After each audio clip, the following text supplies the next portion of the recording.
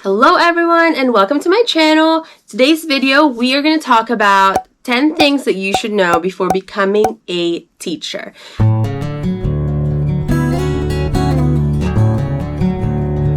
Before we get started, I want to preface by saying that I'm a math high school teacher. I've been teaching for 5 years and I've been in this same school for 4 years. This is my 4th year. I also just want to say that I absolutely love teaching, but these are just the things that now that I have more experience, the things that I just wish I knew. So here we are. Let's get started. Number 1, this is not really a secret, but you don't really know until you're in it, and that is the low pay that comes with being a teacher. So for example, before I became a teacher, like getting out of college, I was doing odd jobs. So when I was finally getting into that teaching world and seeing like, ooh, 45K starting, that's starting here in Virginia where I'm located, it just seemed like great. Like, 45K seems so great. But after all the taxes, retirements, deductions, it really comes down to nothing. And older teachers might tell you the longer you stay, the better the pay gets, which is, yes, it increases every year. But in reality, 10 years from now, I would still not be making 6 figures. That's just facts. So that's number 1. So number 2 is admin involvement. And I guess this will differ from school to school. There could be a good thing about it, and there's also that bad thing about it. So an example that I'm going to give you guys is my first year as a teacher. I worked at this school, and the principal was so unsupportive. Mind you, I was still in school to be a teacher. I was in this PBTL program. And as I'm in that program, I also got this job as a full-time math teacher. No matter what I do, it's never good enough. And not only would he tell me that what I'm doing is wrong, but never give me any advice to make them right. So that's just one example. Other things would be someone tell me pretty much to incorporate rich math tasks, which is almost like project-based learning, which I am all for. I love project-based learning, especially because I'm teaching geometry. I can actually do things. But it's the fact that they want you to do this, but also tell you, but you only have 2 weeks to teach this because, you have to teach everything before the SOL, which is standards of learning that we have to do here in Virginia. I can't just magically add time to do everything that you want me to do in the amount of time that you want me to do them. I clearly have a lot of opinions about this. I was told recently that I am no longer allowed to give open notes tests. Yes, retaining material is important, but I've honestly looked up studies that there's no difference between open notes tests and closed notes tests on retention. What they remember is what they're gonna remember, no matter what kind of, if it's open notebook or closed notebook, it doesn't matter. So that's number 2, admin involvement. Now let's move on to number 3. So of course we have the admin involvement, and then we have the parent involvement. The first school I was teaching at in my first year, every parent wants to be involved. Like they're just helicoptering over you and they're not giving me room to breathe. A part of the video that I was filming the other day kind of got cut off, so I'm going to continue. Number 3 here, the school that I'm at now, when we have parent-teacher conferences, I'd be lucky if I get at least 15 parents. But what I learned about parent involvement is that you don't have to wait to hear from them. For example, I've been sending monthly newsletters and calendars for everything that we're doing in class and sending them out to my students and to their parents. Do I ever hear anything back? No, but I know that it's out there. I also start sending emails to students who are missing work, and I CC their parents. So sometimes parent involvement could just be up to you. So that's number 3. So now let's go to number 4 because that also got cut out. Number 4 is that not everyone wants to do well. Now this is just the sad truth. Some students just simply don't care. And you can try your best to get them to do anything at all, and they just won't. No matter how engaging you make your lessons to be, some students just don't think that school is the most important thing in the world for them. Depending on where you are, some kids are just there because they legally have to be there. Maybe it's different for elementary kids to get them engaged, but high schoolers are a different breed. Change of scenery over here. I wanted some coffee, so I decided to go to Starbucks. But anyways, let's continue with number 5, lesson planning. This was such a struggle for me starting out as a teacher. Honestly, it's always going to be a struggle. The thing you have to keep in mind is that whatever it is you're teaching, it is not the first time that it's being taught. Maybe it is, I don't know. But for me, teaching geometry and math, other teachers have taught this before. You can find resources online, ask other teachers for help, ask admin if the person you replaced left anything for you at all. In teaching, no man is an island. I feel like that should have been a bullet point. In my first year, I really wanted to do a flipped classroom. I didn't really have time to make my own videos. I tried using other teachers' videos, and that clearly wouldn't work.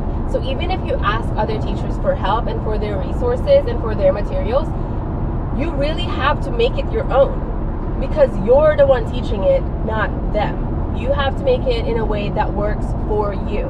I had no time to make my own videos, let alone where to even start or how to start. But COVID did have some good qualities that came out of it.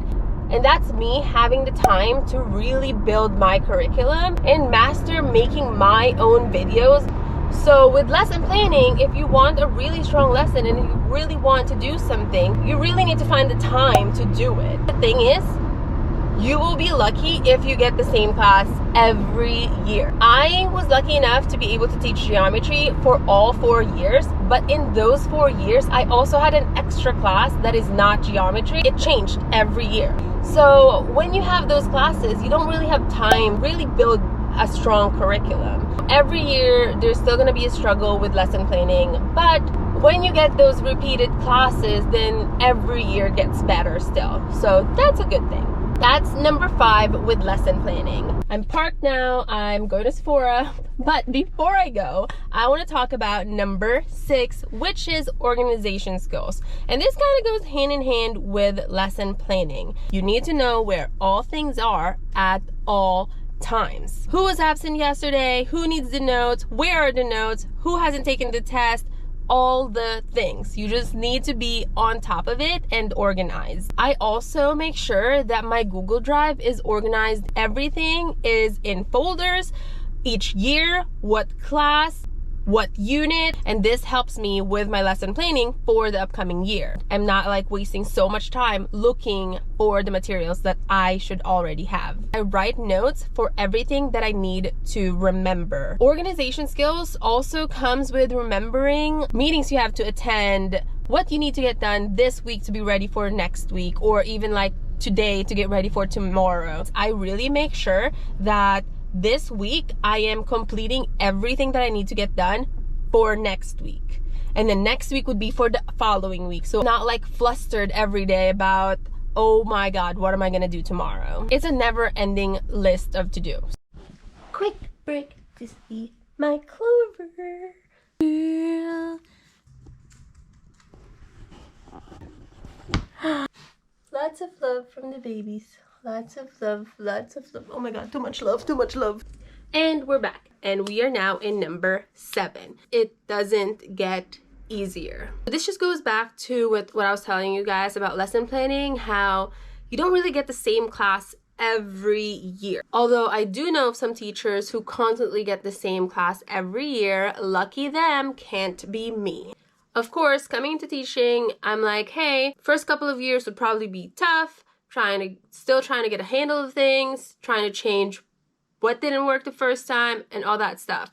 But the truth is, I constantly need to change my lesson. Add things, remove things, redo videos, all of that fun stuff. So if you're thinking a few years from now, you can just relax and reuse all of your lessons, darling, don't count on it. And this brings us to number 8. Number 8 is you are everything all the time.